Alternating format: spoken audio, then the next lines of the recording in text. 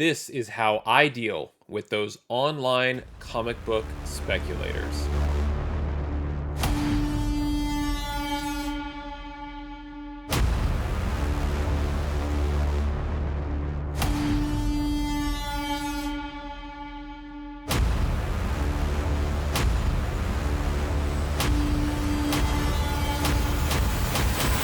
Hey there, today I have an unboxing video, and in this video I'm going to open up an order that I placed with it was a Shopify based online store that I really thought was more typical for new releases and store exclusives, as most of them are.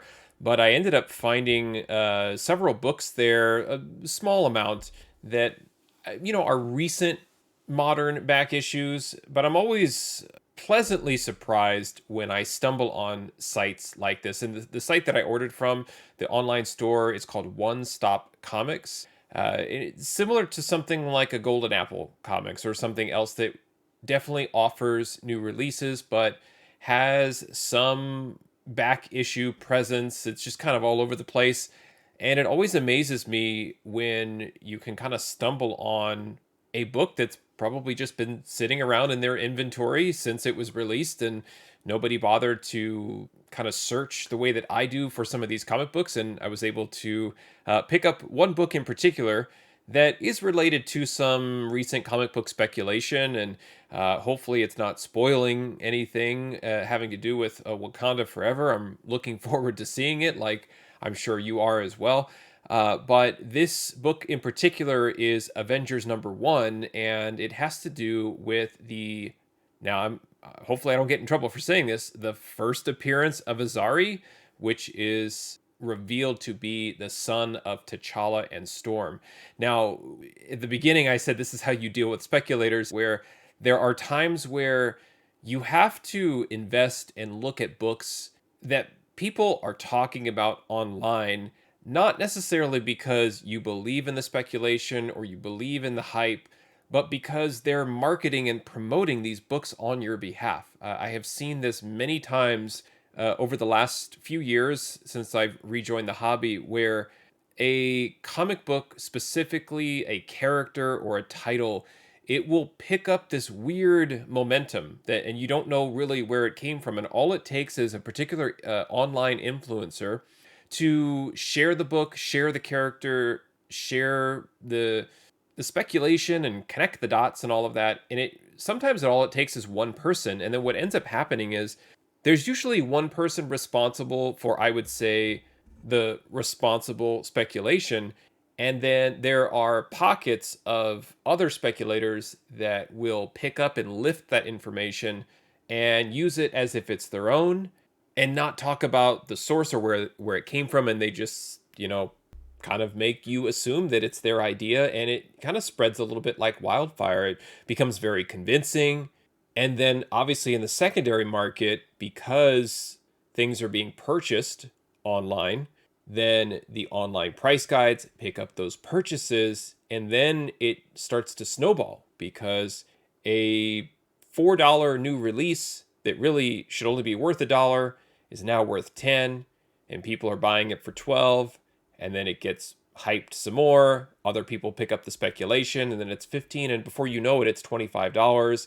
And then you'll see speculators repost the same book and claim it's hard to find, and then it might double up to 50. And then of course later on it disappears and nobody wants it. But for the most part, like, you start to see this, like, everything just sort of steamroll into a price that doesn't make sense. And I used to refer these as kind of like the weekly flip. And it's these, like, I imagine some sort of Illuminati or back channel Facebook group or something, where they're sitting around and they're deciding, this is the book that we're going to create a narrative and a story around so that it picks up momentum on the secondary market. So let's buy 25, 50 copies each. Let's all go out and push it. And then it's weird. It's a $10 book on release day, and the flippers are going crazy. You go on eBay and it's like, I've got 25 available. You can buy them now for $12.99. And they're tripling their investment, quadrupling it in some cases, and so on. I used to feel like there was some sort of weird happening that I wasn't aware of or I wasn't part of. And I just felt like almost a conspiracy theorist in that regard. So what I notice now, and this has been happening probably for many, many years, is again, you've got somebody that is informed or very intelligent, an avid comic book reader that is describing maybe a character's first appearance, maybe it's a first cameo, and this is their real first appearance, and they're talking about the books, and then that information gets lifted, whether it appears in an app, it appears in a different social media platform, because they think, oh, well, this speculator is really heavy on Facebook, so if I go on Twitter, they won't notice that it's me. And then there's some infighting, and I just kind of sit back and watch and really enjoy it. And what I enjoy is the fact that all of the discussion around the book and all of the hype, it's just feeding FOMO. It's just feeding all of these ideas around the book being undervalued, hard to find, books that really nobody should be caring about, but they are for some reason. And to kind of circle back to the Avengers #1, this is the 2010 version. The reason that this book in particular is being discussed is a couple of reasons. Number one, are there ties to the son of T'Challa with Black Panther 2, the MCU movie? Or is it going to be a something out of the movie that is going to produce additional comic book based stories and storylines? And then also there's not infighting. I mean, speculators don't really fight with each other, do they? But there's a lot of heated discussion around which specific book is this character's first appearance, first cover appearance, first speaking, first time where they do a backflip. Like, I don't really know anymore. First time they're on a team, first time they're kicked off of a team. It's all ridiculous. And honestly, if you can, what you should do is just get all of the related books. So get first cameo, first full. That way you just have a nice set. And again, all of the hype and the discussion around people fighting and showing proof of appearances. And this is what a first is. And no, this is what a first cameo is. What you do is accumulate those books and let it just become a feeding frenzy. And what I like to do as well is almost not instigate or incite anything, but I definitely play up all of the speculators, because speculators are very sensitive creatures. So if you sort of stroke their ego a little bit, they'll be more likely to talk about books more. So if you're like, yeah, Avengers 6, that's the book, that's the one to have. And then maybe you go on a different page and you say, no, Avengers 1, you're right, that's the one I would get too. And you can just kind of feed this promotion, and then they'll keep reposting it, and they'll go on YouTube, and they'll go on all these different places and keep talking about these books. And what happens is it drives the price up. So that benefits me. So it's a lot of like free marketing and free PR that all of these online entities are doing. And then of course they'll get on claim shows and tell you not to sleep on it. And it just gets out of hand really fast. So I want to get to the unboxing and show you what it was like to order from this particular store. It was the first time I've ordered from them, so I'm curious to see how the books were packaged, what condition they were, and so on. And I'm excited to see this copy of Avengers #1 because it's actually the 1 in 25. And I was able to find a really nice copy, assuming that because it kind of came from this more Shopify-based store who typically deals with modern books, my expectation is that the books are in, that 9.2 and above, instead of it being just a random VF copy. According to the listing, when I checked out, it was near mint. There was nothing to indicate that it was a damaged copy or anything of that nature. So I want to get to the unboxing. I want to find that book. I want to take a look. I'm super excited. And then at the very end, I will show you what I paid for everything and compare it to the current fair market values, just to see how much hype this book has received and has that added to the book's value. All right, here is that order that I placed with One Stop Comics out of Oak Park, Illinois.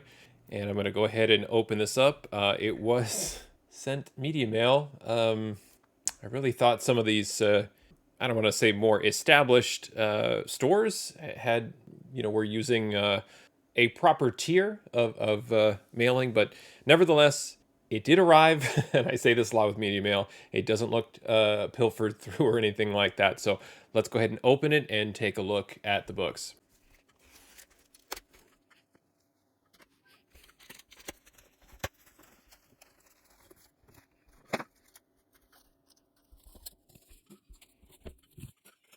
All right, nice and easy, pretty straightforward. It was a 5-book order, and one last little piece of tape. Get this off. There we go. I think we're good. A little baby tape monster got me there. All right, so here is the order. It's 5 books, and it typically what ends up happening is when I find a book like Avengers #1, I definitely want to grab it as quickly as possible before somebody else does or it sells out. But I do want to unlock free shipping and other things, and I end up kind of building a little order around that one book. And this is no different. This is Strange Academy Finals #1.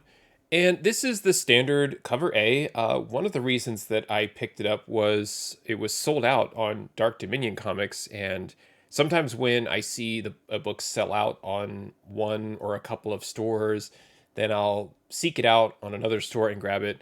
It is still available many places, but I'm a big believer in the Strange Academy sort of universe or story set of characters. I really think it's a very, very neat idea, and it totally will be adaptable into a Disney Plus show at some point down the road. But there's just too many good characters and great story. And so this is sort of like the season 2 or continuation of Strange Academy since the first volume came to an end.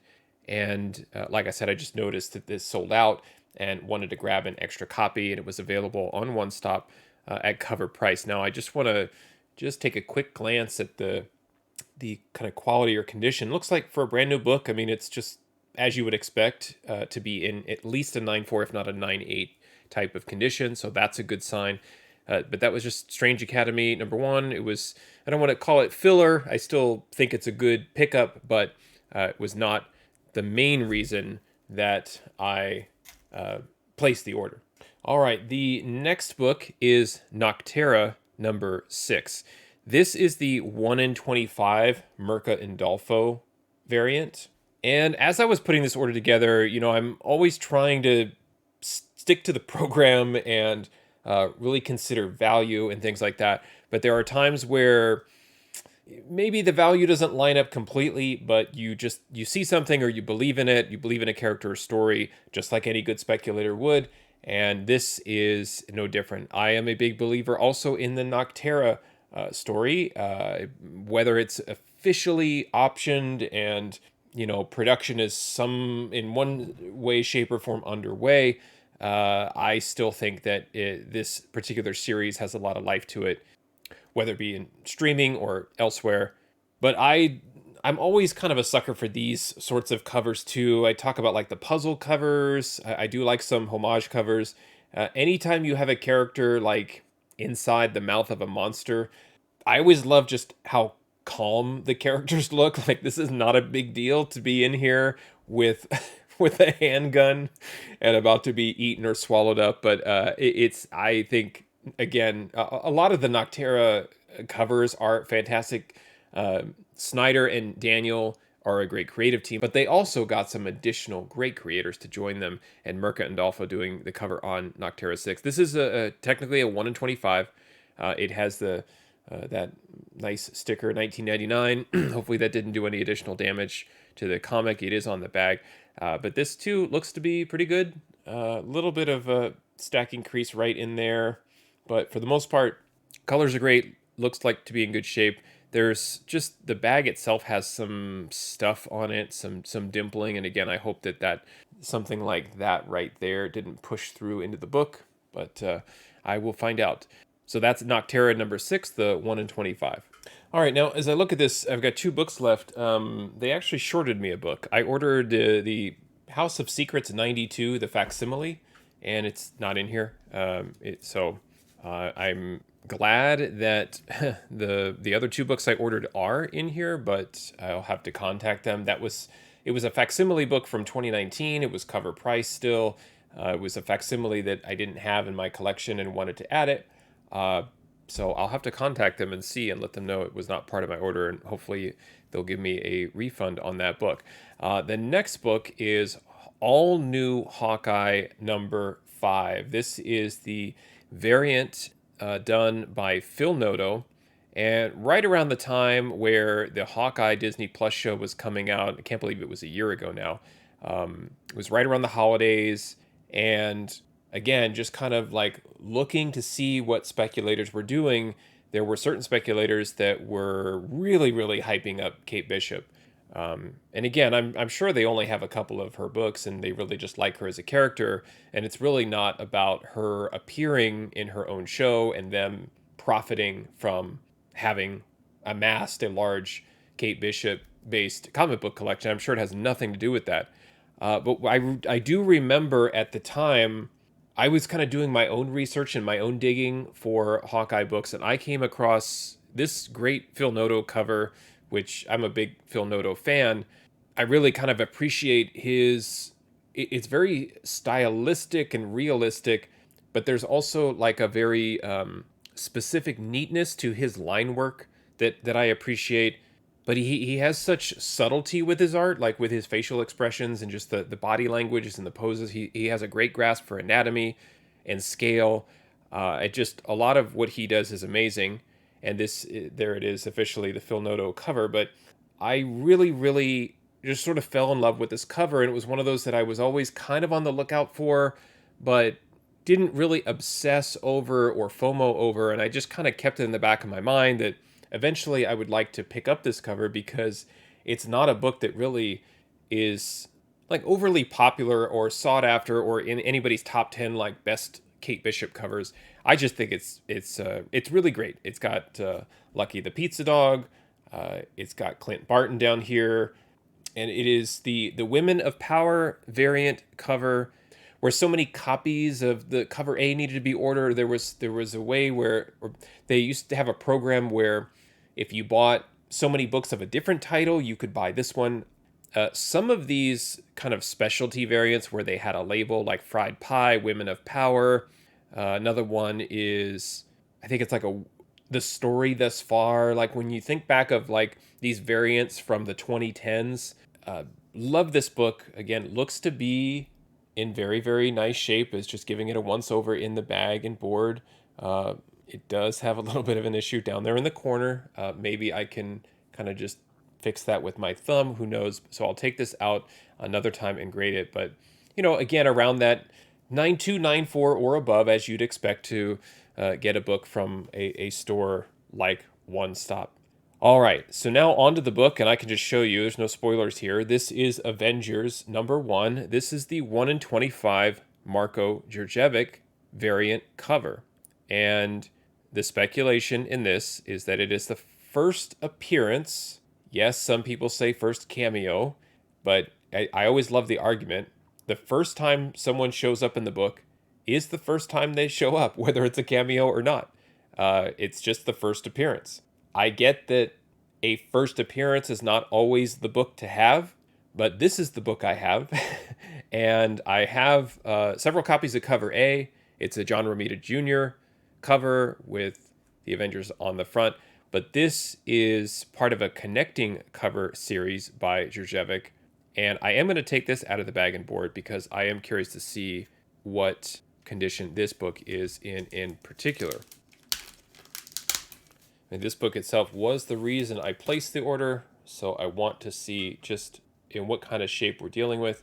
And also because it's a modern book, I'm hoping it hasn't received that much damage, so even if there are defects, they are pressable. Now, the first thing I noticed is where is it? Right down in here, right underneath Cap's shield, right there by my thumb, and right down here, there are a couple of non-breaking spine ticks right in there.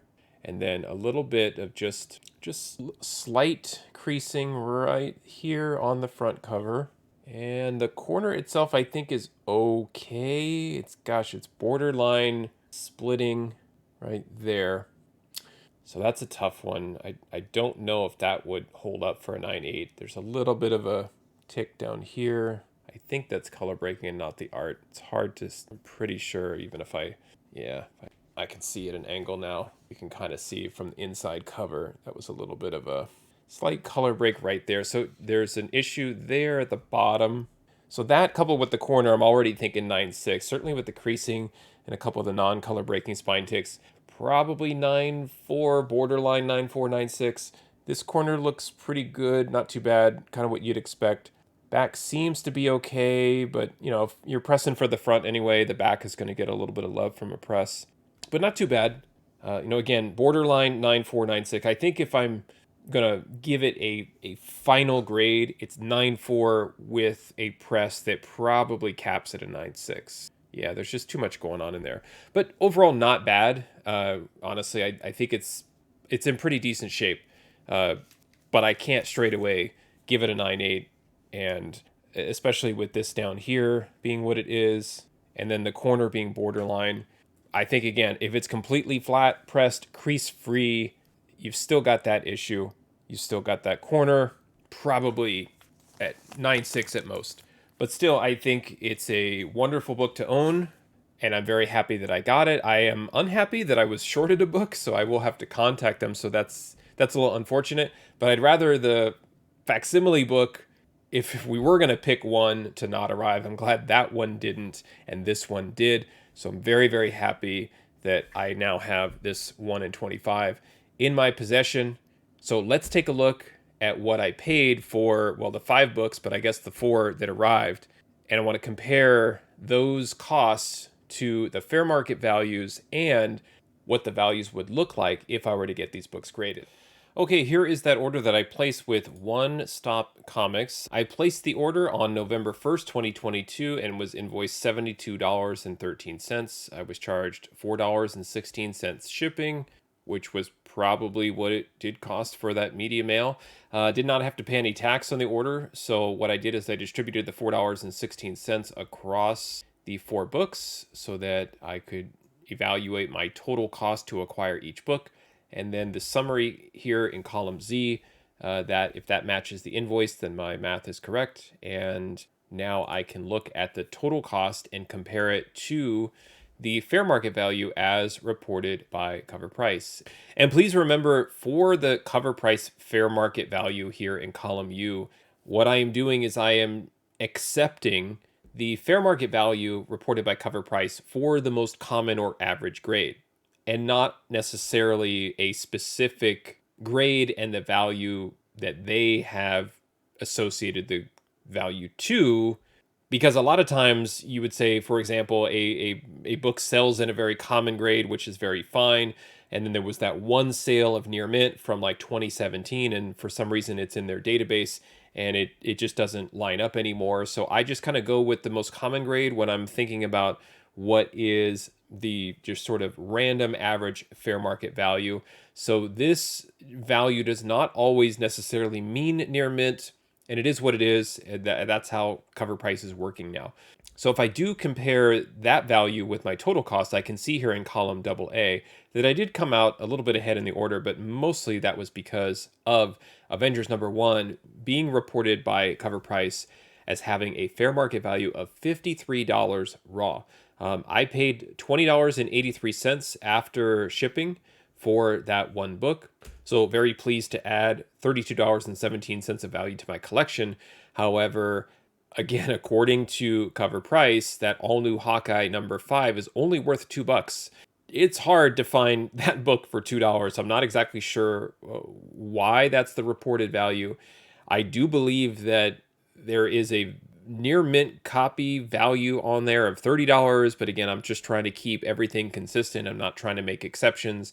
But if I'm just going off of, again, the most commonly graded version of the book and taking that grade and that value, it's $2. So in that case, I've lost $18.83. I think when I plug in the CGC equivalent, we'll see some differences here, hopefully. Strange Academy #1, loss of 82 cents. It's currently a $4 book. I paid $4.82. I just straight Cover Price, no discount. It is what it is.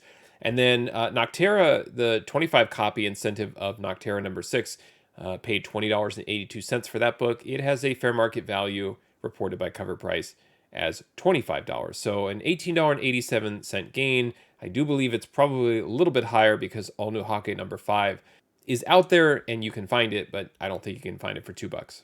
And then the House of Secrets 92, again, it was just part of the order. I paid $4.82. It was a facsimile book I didn't have, and it does have a little bit of value of $7, so I would have gained a couple of bucks on that, but I'll have to contact One Stop and see what happened there. Now, if I were to grade these books, again, they talk about how, hey, we can only guarantee 9.2 and above for new books, or so there's always some sort of really, really conservative stipulation when you're ordering books online from some of these stores, because they just don't want to be caught if they, like the Avengers #1, if there happens to be a little bit of a color break on the bottom, they just kind of, most of these Shopify stores or Shopify based stores, they just kind of run with that sort of rule, which is, hey, don't complain to us if the book is 9.2 and so forth. So again, I'll just, call near mint 9.4 and assign that grade to all the books. And as the values come in, we can see that all new Hawkeye #4 in a CGC 9.4 is actually worth $68. So now if we start to compare the CGC value and look at column AB, if I were to send these, well, 5, I guess 4, because the House of Secrets, there's a CGC 9.4 value of $10 on that one, maybe. So obviously there's a loss there, and I'm just going to override that. Let's just call it 0 so we can just see based on the books that I have, almost a $31 value add, pretty much because of the Djurdjevic Avengers #1 being at a 9.4. If I'm not going to press it and try and bump the grade up to a 9.6, then, you're only gaining about $16 in a 9.4. I think it's still a great book, even slabbed as a 9.4, but it becomes almost like a break-even sort of investment there. And then the all-new Hawkeye #4, this is where I think there's a lot of unrealized potential with that one, just because it's sort of like the cover price fair market value is almost hiding the fact that that book has more value. But still, in a 9.4, then GPA exposes, yes, it does have value, and it would have been a $14.48 gain. So not too bad. Strange Academy #1 being brand new, even Nocterra 6, not brand new, but there's just no data there for a 9.4. How about we look at what if they were a 9.8 across the board? What are we looking at in terms of value? I don't expect Strange Academy 1 because it is a brand new release to have any reported value. And I was wrong. It does. I guess there was a sale of it in a 9.8 at $56 already. I'm not sure who's paying that for a brand new book. And again, Nocterra 6, no reported value there from GPA. So unfortunately, that one's just no value. But if you look at the other books, again, House of Secrets #92 facsimile, $52. This was another reason why I thought of picking up a copy, was because if I were to get that book at a 9.8, it was a minimal investment, a nice $14, almost $15 value add for just a random, relatively new released facsimile book.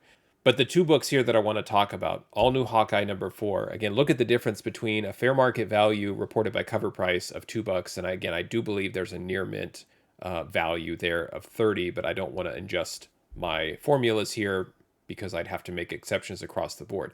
The CGC value of that book in a 9.8 is $200. So it is a potential value add of $146.48 if that book does grade out in a 9.8.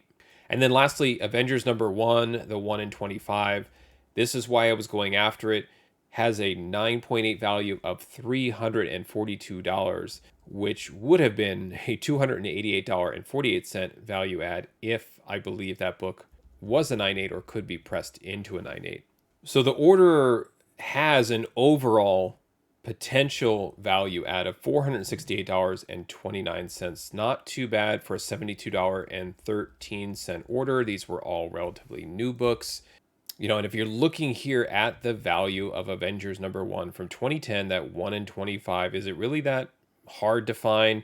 Is it really worth that $342 for a character's first appearance, first cameo appearance, debated first appearance, a speculator hyped / discussed book? It kind of spirals out of control. You see one person talk about it, You see another person acknowledge it, another person rip off the idea, another person talk about it on YouTube, and then it just starts to blow up. And that's just kind of the way things are with certain books. And unless you know that individual personally, you're not going to know which character, which story, or which comic book issue specifically, what late print are going to be discussed and hyped. You don't really know unless you know them which one they're going to decide. I'm going to post this on social media, so be ready, because then everyone's going to run off to like eBay or One Stop Comics. So the way that I approach it is when I see the debate and I see the chatter and I see the book showing up on a top 10 list or top hot whatever list, I don't FOMO over it, but I do look. It does, either I'm exposed to the book for the first time or it's a reminder of a book that I've been on the lookout for or I have in my collection or something. It is, I am influenced by it, and they know that. And I think everybody consuming social media, YouTube videos and everything, I think we all are aware that this is happening. And there are times where I allow myself to FOMO over some of these, but really it's not so much FOMO, or maybe I just think of it in my head to justify it, but it's more of, let me at least take a chance at looking to see if I can get the book at cover, at ratio, under, wherever, but I don't overly chase. So this is, again, one of those examples where I looked at all of the free marketing that the speculators were putting out there for this book. I was able to find it, I think, for a good deal, around $20, and I couldn't pass it up. I just figured, great, because I think once that snowball starts rolling, it's hard to stop it. And if this does materialize into real, true speculation and character development, where this character really becomes something and means something, then the best part is all of the books that they're arguing over in terms of first appearances, they're all going to rise in value. Yes, typically, if there's a consensus among the speculator community, they will push that one book. But the best part is when they're arguing over several books, because then the prices are a little bit watered down, which gives you that last opportunity to kind of grab one of each copy that they're talking about, so that way when they do decide this is the one book, you've got it. And in the end, I think we all end up winning. In all seriousness, you get a great comic book, you get to participate a little bit in the speculation game. The speculators feel validated in terms of what they were putting together, what they were sharing, and what they were trying to accomplish by having the debates amongst themselves in terms of how a character is going to play out, whether it's in comics or in a movie or show. So I think it's good for everybody. Thanks for watching. Happy collecting, and see you next time.